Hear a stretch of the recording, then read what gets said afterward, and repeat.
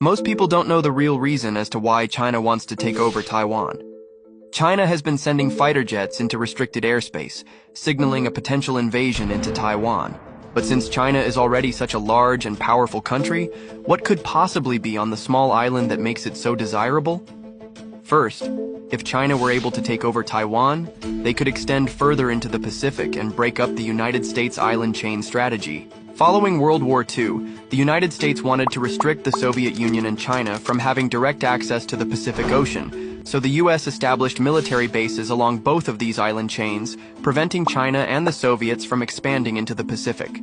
Anytime China used to send military jets close to Taiwan, the US would send naval ships to patrol in the South China Sea, where the Chinese jets would then back off. But in recent years, these US naval ships in the South China Sea haven't been scaring off the Chinese military.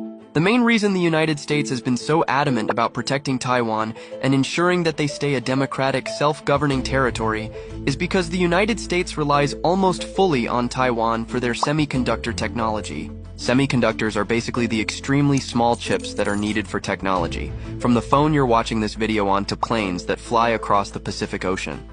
Just one company, the Taiwan Semiconductor Manufacturing Company, absolutely dominates this entire industry, where its engineers have created secret methods to code these chips that nobody else in the world has ever been able to match. The United States has been spending billions each year on trying to establish their own semiconductor factories, but still relies heavily on Taiwan for these chips. If China were to take over Taiwan, they know they could cut off the United States from this important technology, ultimately sending the United States into a complete disaster. As for now, Chinese military planes continue to fly closer and closer to Taiwan, where US naval ships don't seem to be scaring off the Chinese military like they were once able to.